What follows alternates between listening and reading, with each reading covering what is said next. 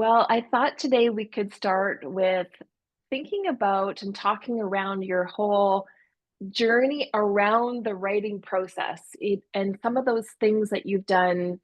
I think sometimes right from the beginning of your writing journey to now that weren't the writing process itself, but all those other things that you've done around marketing and going out and chatting with people and so on. So let me ask you first about just traveling around and using your travels to propel your writing journey. I think we talked one of the last times about how you and dad would go and visit forts and you did that kind of piece around the content of your early books, but you also just traveled for life and then wrote about it too. Can you talk a little bit to start around your life travels and how they supported your writing?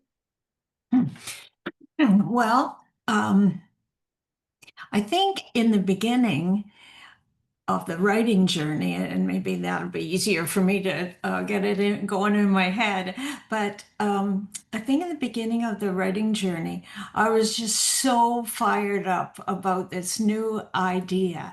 And you have to do things, you have to take steps in your life that are kind of scary, but really kind of exciting. And that's what this was for me when Kevin said to me, well, you're 60 years old, what are you waiting for, basically?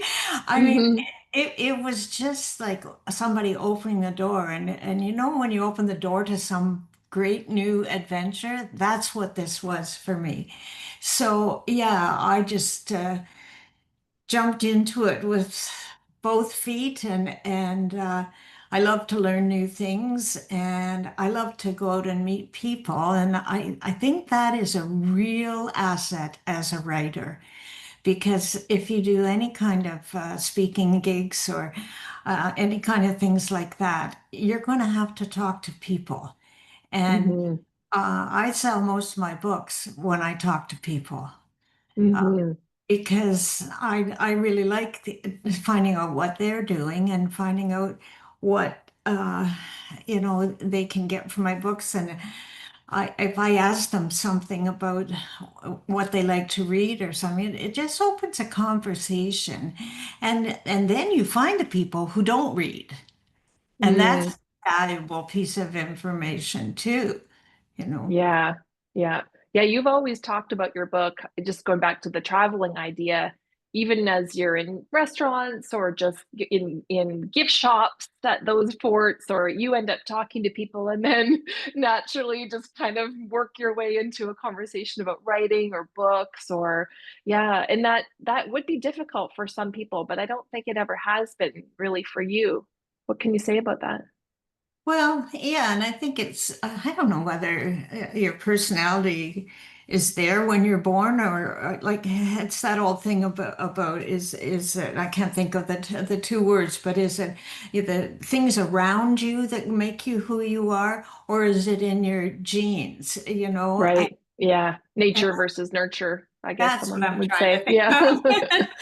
Yeah, and I think that's both of those things were lucky for me. I've been thinking about another project that I'd like to work on, and pardon me, I'm kind of going off track a little bit, but I think it's salient. I'm working on, I'm thinking about doing a project about the role that music and my mother have played in my life and how it's led to so many things. And so, no more on that, but that really, when you get to the age I am today and you start to see that umbrella look of your life or at your life, I guess. And you kind of see, well, this thing that I did over here really made this thing over here possible.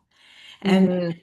and so that's why I think it was good for me to be born into the family I was with the mother that I was, who, she was a strict mother and she made us learn things and do things and cared enough to teach us the right way to do things. And I think that's a real blessing that all of my siblings and I had. And I think it makes it so that when you go out and you talk to people, then you've had to learn the basics. And so you have a little bit more confidence, maybe, than people who basically, I don't know, do they call them helicopter parents now? The ones that just kind of, they don't really let the kids learn the lessons themselves. And Right. I think there's a real advantage to giving kids challenges and praising them when they do well and helping them when you see what's the problem for them. And I think both you and Kevin do that with your children too. And I think it's a blessing when you have parents like that. And I did. Um, okay, take me back to where I was supposed to be. Well, there's a certain sense of just being pushed. Maybe you didn't, I don't think you said the word push, but just kind of having that family environment growing up where you did have to go out and do things and you had that experience as a family. Not everybody gets that, I suppose. So as adults, what do people do? And I'll say, like, I'm a learning designer, and the one thing I say, or one of a thousand things I say, is we really don't need to create learning environments where people are feeling totally comfortable all the time. Actually, it's really good if we can push people to their learning edge. We don't want to be, traumatic, but there's that kind of middle ground. Like, I think that some people call it a name. I'm trying to think. Like, there's sort of like a scary middle ground that people have to go in to push themselves to go out and talk about their writing and so on. And that's okay to feel a little uncomfortable because we all have to push ourselves, or maybe someone else helps us to do that a little bit. Does that resonate with you at all? It resonates in a great way. I know that my mother took all of the, and let's get it out here right now. I'm one of 13 children. So this was not a woman that had a lot of extra time, but she was a stay-at-home mother, even though she was, I called her Valerie Volunteer as I was older, because she was in every organization and almost every one she was president of. And, I don't know how she did all the things she did, but I think having a parent who kindly pushes you to do things and doesn't accept, I'm afraid, or Mhm. I know that maybe you won't mind if I tell that story that I always tell about you when you were a little girl and he took you in the shoe store. And at that time, there would be a salesperson who would bring that funny little machine and you would try on, he would put your foot on there or she, and then they'd know what size you needed. And of course, we don't have that kind of help anymore, but you were so frightened. And I just took you out of the store. I said, well, we're not buying new shoes today. And we left. And you were really kind of upset that you didn't get the shoes, but you were the problem. And I think that's what we have to be brave enough to do with our children is to tell them when they're wrong and help them do the thing that's going to help them in the long run. Because I look at you now and the career you have, and it's all about talking to strangers and talking to people and Yeah. meeting Who new knew, people right? and so on. So you owe me Yeah. a lot. Yeah, I could do a whole other conversation about kind of the things along the way that happened that led to me being a facilitator and speaking in front of groups and so on. Yeah, it's a whole, I won't go down that path, but what do you think that adults can tell themselves then to put themselves out there? Because yeah, they didn't have the parent who did that. So what do they do now? How do they push themselves to, get out from behind the writing desk, wherever that is, and go out into the world because they are going to have to market that book. Well, the first place you should go, I think, is that you should join a writing group of some kind. And of course, I have quite a history of going to different writing groups, and I talked a little bit about that in the first one, the first session that we did. But you do have to push yourself. And then each time that I went to a writing group, or even the one that I formed myself of people, you'll know when it's time to move on, because if you're not learning anything, Hmm. then your purpose for being there is not being fulfilled. And so I had some uncomfortable moments where I closed down a group. I just stopped going to a couple of different groups. But I learned that my reason for doing this was to learn things. And so that became my modus operandi, for want of a better expression. But um, I think you have to have enough confidence in yourself to do those uncomfortable things, and then they become comfortable. And Hmm. somebody once said, when people are speaking and they're nervous about, and they said that old thing about just picture everybody in the audience naked. Well, no, I'm not going to do No. that. But I think it's trying to give people the techniques to not be afraid. Yeah, yeah. And you mentioned confidence earlier, and that's a huge thing for, I see it a lot in my work too. It's a huge thing for people to really put themselves out there and feel and display and do things because of confidence. We need it to, I don't know, to push ourselves and to learn, as you say. We need to grow that confidence over time, don't we? And I think sometimes it's even harder for women because women have traditionally been subservient to so many things. And that's an old topic, but it's still very prevalent. And I think it behooves us to um, think of what your goal is and then take small steps towards achieving that goal. And I think if you're nervous about standing up in front of people and so on, then why don't you do it in a comfortable group? What I did one day with my neighbors here where I live now, um, I had two friends in the next two condos to us, and I got them together, and I said, I just want to read to you um, uh, what I've just written. And I wasn't really looking for feedback on how I read, but I was looking for their feedback on the story or whatever. And that worked really well because I was able to perform in a nice environment, so it wasn't scary at all. But more than that, I was able to judge what my readers would think of what I had written. And they were people who would tell me truthfully. And I only did that once actually, but it worked so very, very well. That's a great piece of it. I mean, sometimes it can be scary to do stuff with people you know, but if you trust them and they love you basically as friends, and yeah, they will tell you things that are useful to keep the reader in mind. Here, that's a really good comment. Do you think because of those conversations that you had just going around in the world and traveling around and meeting strangers, did those conversations also help you to think about what your readers wanted? Was it almost like a little side unintentional research or something in that regard, or did it help?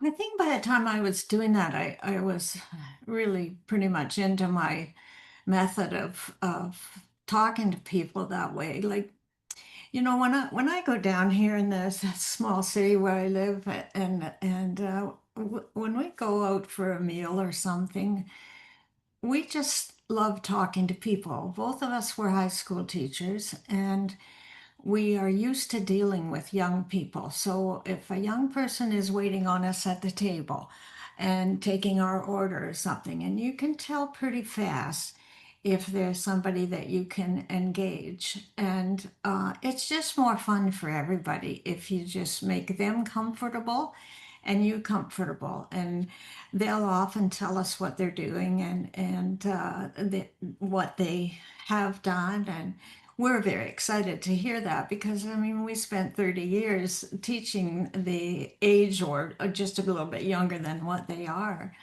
And, we're happy to find out and we make them feel good because somebody's interested. And Yeah, yeah. It's a good way to practice, isn't it? Talking to people, talking to strangers, just It's a low stakes environment, Yeah. restaurant. I Yeah. I was at an appointment the other day, and it's on the second floor. And when I came out of that little office and I went to go downstairs, there was a lady at the bottom, oh, 2 or 3 steps to go, and she was having difficulty. I think she probably had hurt her ankle or something, and she had been in the office for, I don't know, some kind of scans or something. But she was so nice because I just slowed down and waited for her. And I like to walk fast, but I just slowed down and waited for her. And when she got to the bottom, she turned to me and she said, "Thank you." And she said, "I'm so sorry to, take so long." And I said, "Listen, that is the easiest thing in the world, to just slow down so that you can do what you need to do. And I'm happy to do it." And Hmm. we had a little conversation, but I think it's just connecting with people in the world. It has nothing really to do with writing, but it has to do with deciding who you are as a person. Do you want Yeah. do you want to be that person who just, pushes them over to the side or something? And I can't tell you now that I have white hair, and I have people just dash right in front of me to go through a door. I mean, it's just awful. I mean, we never had Yeah. when we were younger. The world has changed a little bit, and that's another whole topic, isn't it? Well, you said it maybe isn't related to writing, but I actually think it is because if people go out into the world and have conversations with strangers, you never know what they're going to say. And absolutely, you could use that in your writing, depending on what genre you're writing or even whether it's nonfiction or fiction. So it can give you fodder for your writing, but also on a marketing side. I mean, you would never want to be known as the person who pushed elderly people down the stairs or rush by them, right? So there's sort of just walking around in the world as a good person, and maybe the karma comes back to you as a writer too. But Yeah, yeah, so it can be directly related, can't it? Just those kinds of yeah, things. yeah. Yeah. It can. Well, I found out that almost everything I do can be directly related to my writing because people are anxious to talk. I think people today very often they're missing that idea of um, I want to connect with the world. And Hmm. so if you're nice to them, they are very anxious to talk. And I can't tell you how many times I've met someone just on that kind of thing. I was buying a purse one day and there was nobody else in the store, and I got talking to the lady. Well, she was from some country in the Middle East that I had heard of but knew nothing about. And I thought, it was so much fun because she got really animated and excited to tell me and to tell this Canadian who's, born and raised here, what her life had been like and so on. It was amazing. People are the same the world over in that way. Yeah. And again, it's about learning. I mean, you mentioned that a lot of the stuff that you've done has been about learning, and those conversations can be part of it. And again, if you're a writer, really, maybe you should be interested in learning because you're going to have to learn your craft, but you also have to learn around of the world around you and about it and the people in it and all those things. Yeah, and I know I've talked about this before, and it's a big thing on my in my mind when I'm writing, to finish a paragraph or a little topic that I'm using in that story, where I finish that topic without telling the reader every last detail of Hmm. where the person's going, but give the reader a chance to use their brain and think about Yeah. where they're going. And I think I probably have mentioned that before, but If it, you did mention it last time, but it's kind of the learning on the part of the reader then, isn't it? Yeah, or yeah, the yeah, exploration. Yeah. Now, yeah. what about you mentioned going around and doing talks and speaking gigs and that kind of thing? Tell me more about that. I can't remember. Did you start that right away at the beginning of your writing journey, or when did that come along? And I'm asking you like three questions in a row, but did That's you okay. seek that out or did it find you? It found me. Um, as I may have mentioned, it took me 6 years to get to the point where I liked my book, and I went through all these different things, and things that happened that were good and things that happened that weren't good, and it's called the learning journey. And, Yeah. and it took me 6 years, and I'm a perfectionist, and I wanted that book to be the best it could be. And I was happy to just wait and do what I needed to do to get there. Um, when I got there and I got that book published, The Loyalist Wife, um, I got a phone call from somebody in the city where I live. And somebody in that group, it was a probus club, a men's probus club. And I got this call and they wanted me to come and speak. And I took books with me and they bought books from me. And I mean, I already had it on Amazon, but of course nobody heard of me. And I was trying to navigate that. But I have found that because of who I am and that the way I just like people so much, I guess, um, they enjoy coming up and talking after the presentation, and they then find out what my book is about.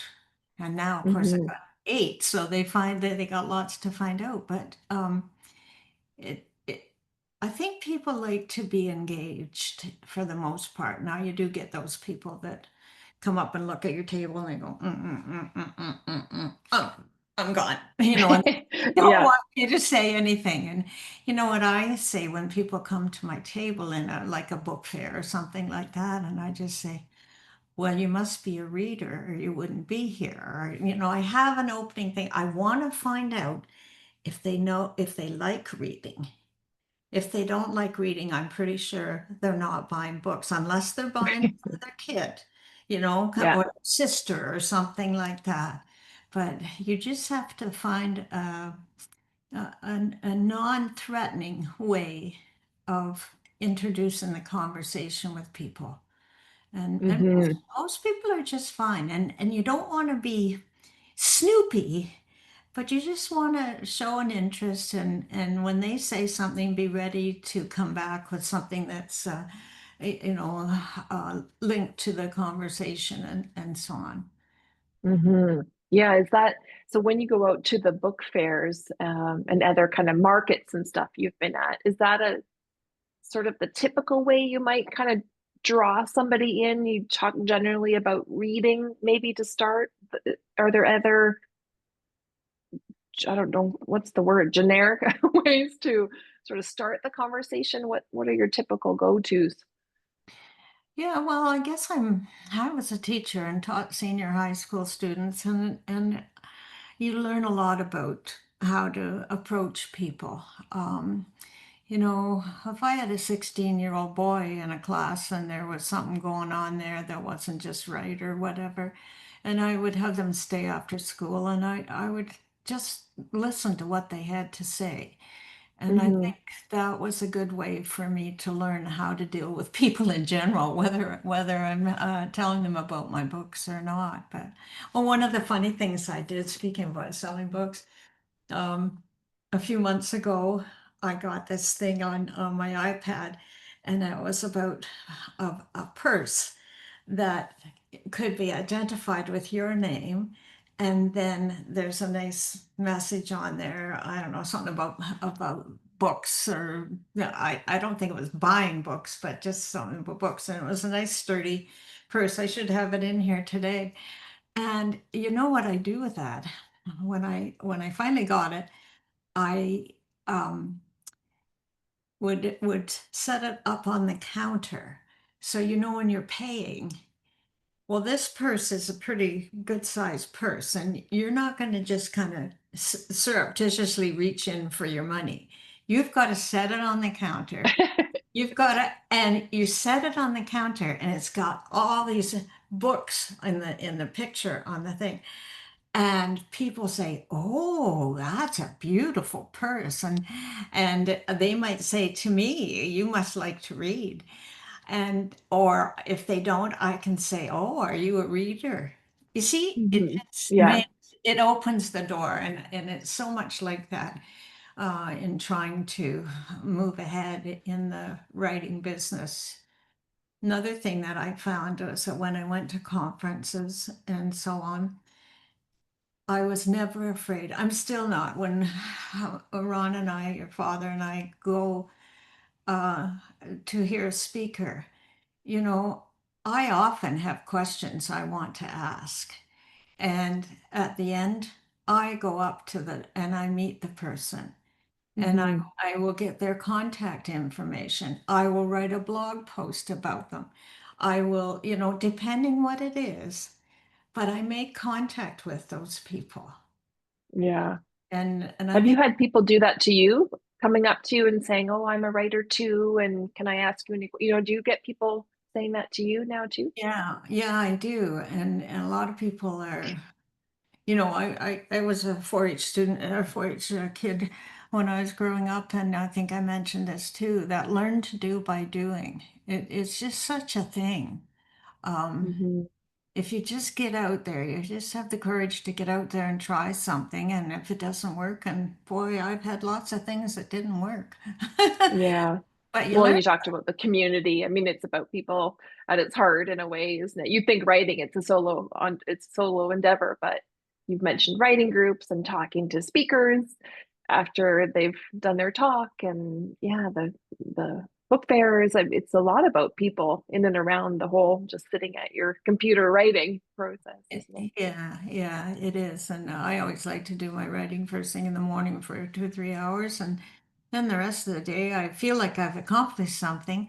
And I can do those other things where, when I'm going out here or I'm going out there or I'm preparing a talk. And when I do a talk for a group, I usually tailor it to that group. So if it's an historical group, then they're interested in my historical fiction books. I have four in that series, and it's about the American Revolutionary War and its aftermath, and what it has meant to um, Canadians when the United States decided to wanted to go on its own, didn't want to be part of Britain anymore. And really, from the history I read, I don't blame them at all for doing that. I guess it was a pretty repressive world that they lived in. But it just it's interesting, and people are very interested in their roots and so on. And you said about people coming and talking to me. Well, do they ever like to come and talk to me about their roots and what they found out and so on? And so sometimes I can help them, sometimes they can help me. Hmm. Yeah. Yeah, yeah. Let's talk about blogging because I know you were an early blogger. Probably it's been 20 years, I think, of blogging now. Didn't we start in 2005, I want to say?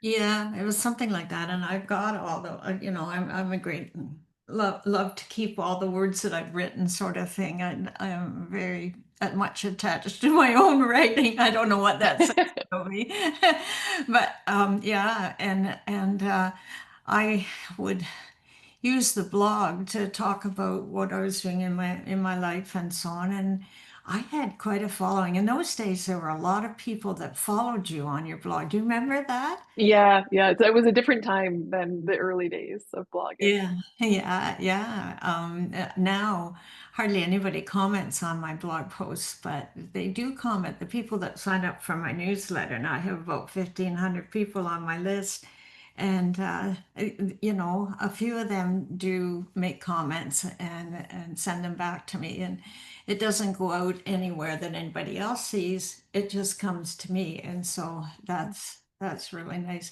Actually, this week with my newsletter, one of my people that I've come to know through this journey, she wrote back, and her ancestors are from Holland, and they came after the Second World War. And I don't know if you know or if my readers know, but Hitler had really left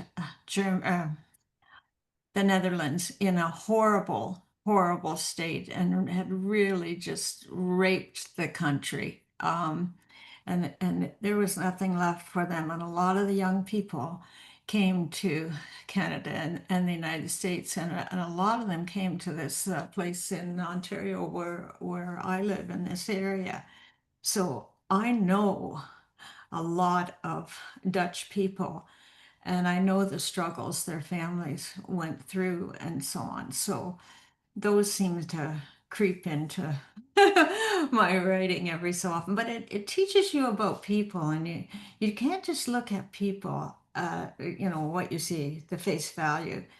There's a whole lot more that's hidden. And I like to get to that part, and find out what that. So this friend of mine, she's of Dutch extraction. I think she was born in Canada, but her parents came here in the early 50s after the war. And she sent me the story of her father dying and her mother dying. And it was actually about a totally different thing, but it kind of goes to this too, because when we have to be uprooted and do all these things and so on, we have to do something to keep us going. Well, her father had passed away a few years before, and he was young when he passed away. And she and her sister had put on his grave an image of a hawk, a particular kind of hawk. And he was an artist, you see. That's what he did to probably fix himself after being in the war and so on. And he did this, and they when they see those hawks, and she told several stories about that, and she sent me this personal piece of writing that she did because she thought it related to what I had written about that day. Well, that's just amazing. I just love that Mhm. sharing that people can do. And that's what I think human beings are meant to do. We're not meant to be doing all this fighting all the time. Yeah. Yeah. Well, it Yeah. reminds me of your book, Brave New World, because it really is full of those kinds of stories that people wrote themselves, and then you wrote and edited that book too. Do you want to say a little bit about that? Because we've talked a lot or some about the Loyalist series, but I don't know if you've mentioned that one yet. No, well, that one was during COVID, and I put out a call across Canada for people who might like to submit their stories, personal stories, or their family stories. And that's in that book, I got 7 stories from people from Holland. And so that's why I know so many stories. And some of them, um, they weren't writers themselves, but I knew them. And in the whole book, I knew a number of people who had amazing stories to tell. And so they wrote about what happened to them in Holland and that whole thing. The most exciting story, well, there are a couple. I was going to say the most exciting stories that I had were one of my friends who I met through the London Writers Society. He his is really interesting, and I had read all 3 of his books, but his first book was his letters to his mother's letters to his father, and the other book was about his father's letters to his mother during the Second World War, and they were Germans. So Mm. we always hear about our side, Mhm. but Yeah. we don't hear about the German side, and they're just people, and they were going through the same thing. So it was amazing to get that story. Um, so that one was fun, and another one that I I got because of personal experience was in 1980 when the Vietnam War was ending it and so on. We had in Canada had agreed to take a lot of refugees from the former South Vietnam, the people who lost in the Vietnam War. And like any situation like that, doesn't matter what country it is, there's going to be a lot of tragedy and a lot of, horrible things happen. And I was fortunate enough to teach um, a class of, oh, well, there were Vietnamese and a few different nationalities. I'm I just want to say Laotians. Laotians? Yeah, there were Yeah. Laotian people. Those were the two main ones. There was even a lady from Egypt in this class. So that was kind of fun. But and they told their stories and what it was like. And there was this young couple in the class. Hong and Nia were their names, and they were expecting a baby, and they were like 20. And they told me that they would never have gotten married so early, but because of what was going on in their country, their parents, they had some money and they were able to do this. I think a lot of them couldn't get out of there, but they got Hong and Nia on a boat and so on. And so they told me the story. And we had kept in touch for 40, 50 years. And when I went to see them, because I thought they probably still lived nearby, and I found them, and I said, I'd love to write this story. And by now, their children were in the picture and they were grown up. And so I started the book with Hong and Nia's story. And it's just the bravery of people and how they can come from such terrible circumstances. And then here, 50 years later, there they are. They've done all these Hmm. things. Yeah. And that couple, and you used to have to pay money. I don't know if you still do or not, but that couple had brought 40 of their family, his relatives and her relatives, and they brought them to Canada and sponsored them so that they could have a better life. Yeah. It's amazing, isn't it? Yeah. What Yeah, what number of book was that for you? That it's do we call that an anthology? I forget. it is an anthology. What And what number was that? Five or six? let me see, one, two, three, four, five. No, Your fifth. it was the fifth one because My Story, My Song was the sixth one. And yeah, I asked because I'm just wondering, is that a way for people to enter into being a writer? Is that an easy way to start doing an anthology, or is that really difficult as a newbie writer? I think a halfway measure here is good. I think it's wonderful if you're just trying to get out there and get published and so on. Look for people who are putting together anthologies about topics that interest you and then apply. I've been in a couple of anthologies and you don't really make any money, but you learn so much. Yeah. Yeah, yeah, it's a good point. Yeah, the Writing Society here where I live, they just put another one out. I feel like they do it every year. So those writing groups, those writing societies, again, we come back to them, don't we, to connect in and get practice and feedback, all sorts And of as things. long as they're working, that's great.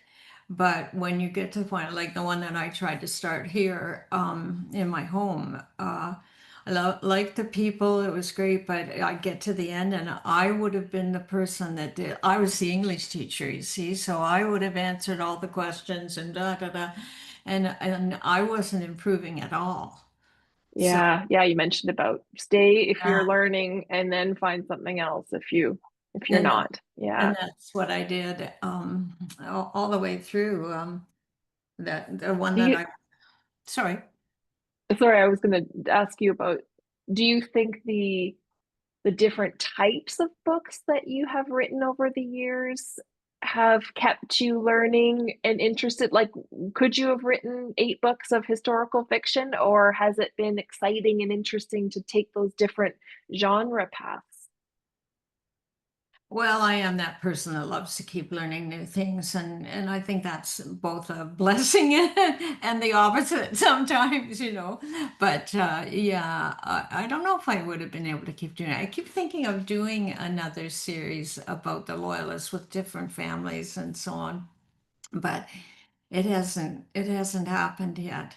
I always like to try something new. That's why I did the anthology. I thought, well, I don't know, this might be kind of fun. And since I'm a self-published author and I've got the whole system put together there for going through all the steps of publishing, it was kind of a natural fit. Yeah, for sure. You wanted to ask me about the self-publishing journey, I think. I think we'll talk about it on another call, I think, because there's so much in there. So Yeah.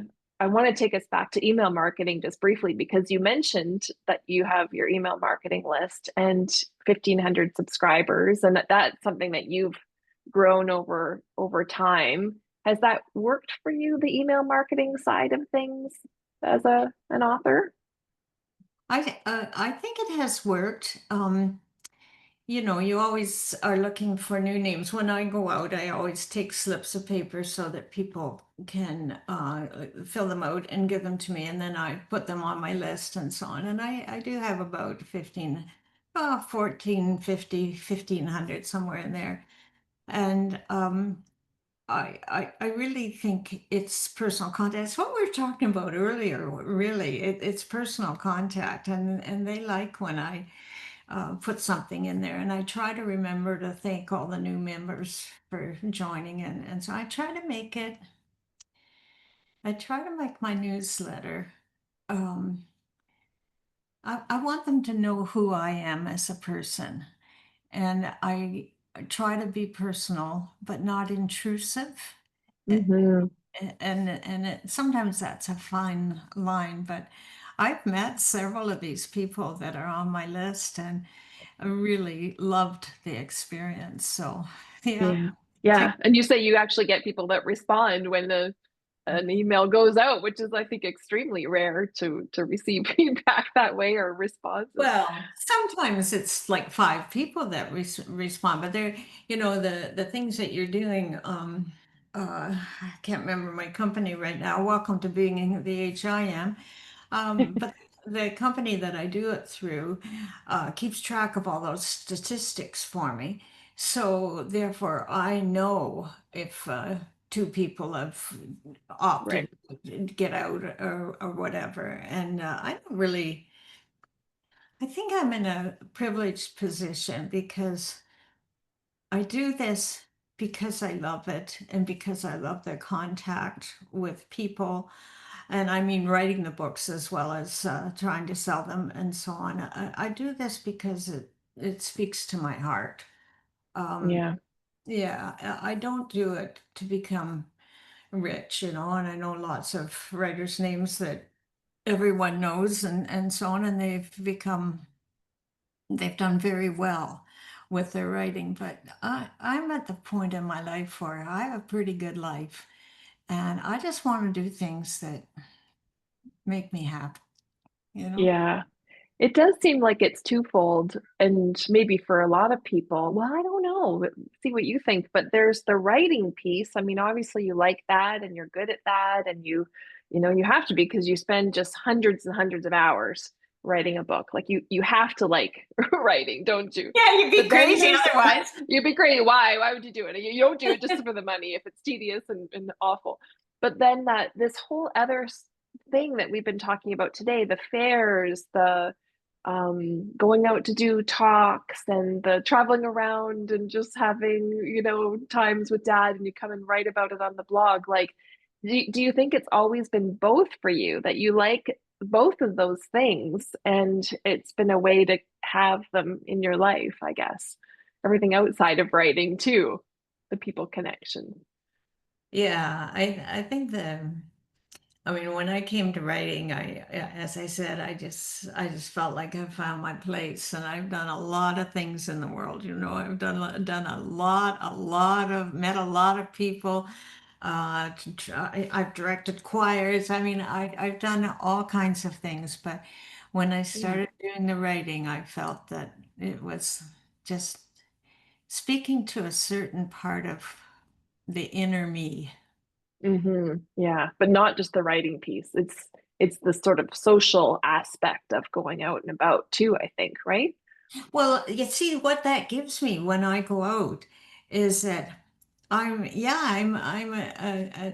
an old lady now, and I hate to say that because I don't feel like it, but people look at me differently than if I just had retired from my teaching job 25 years ago and didn't have anything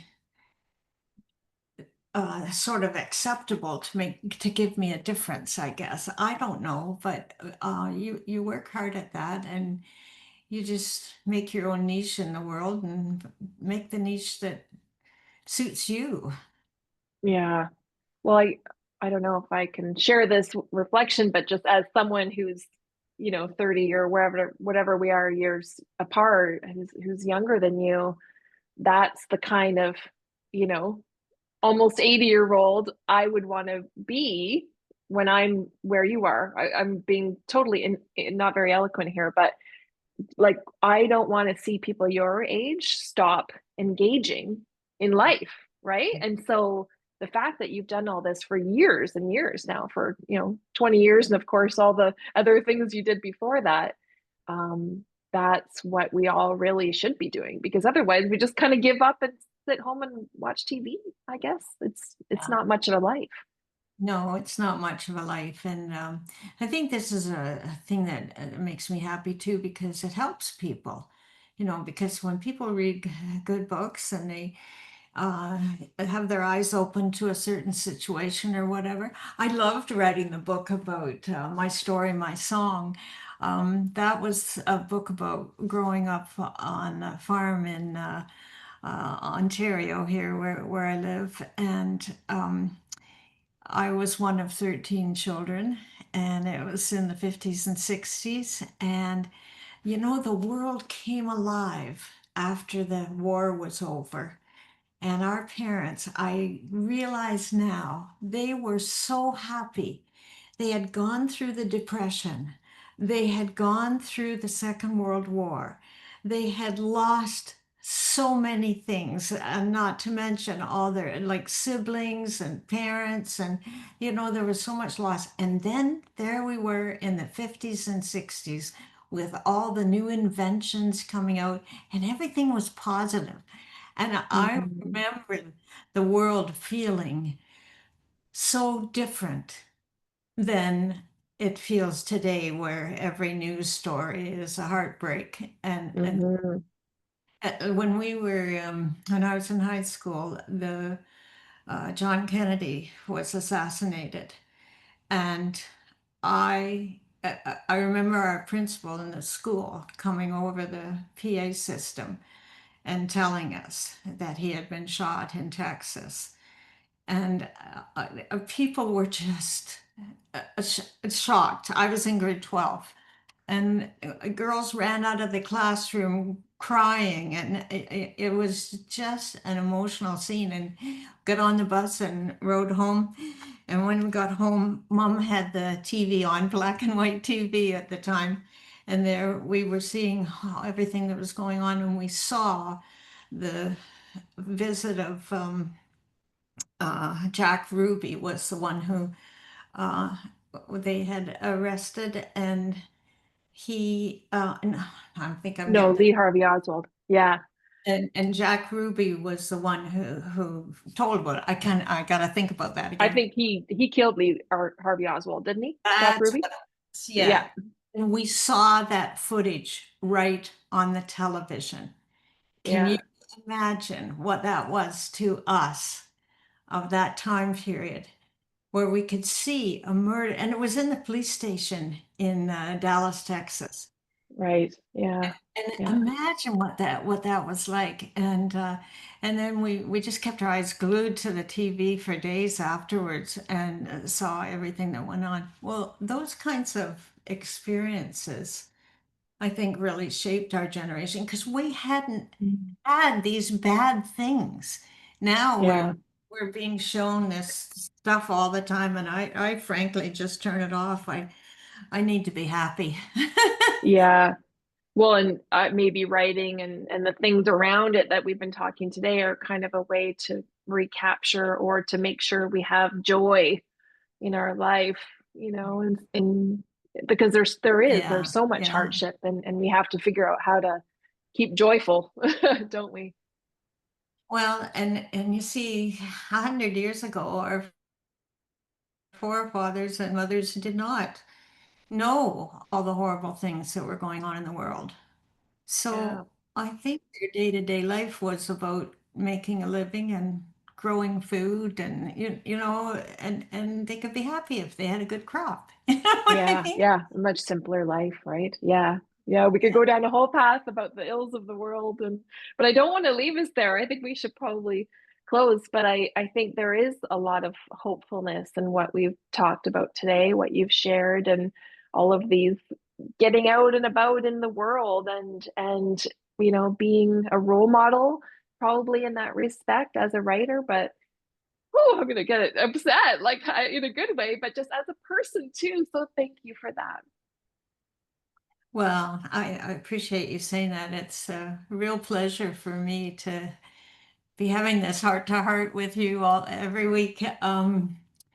I think we need to talk, and we need to talk in families, and we need to talk to our friends, and we need to just be people and stop listening to the naysayers on TV or wherever, and just be people. Go talk to your next door neighbor.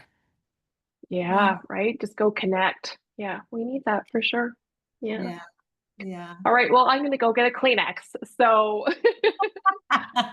thank you for today, and we'll talk again. All right. Thanks, Annie. All Bye-bye. right.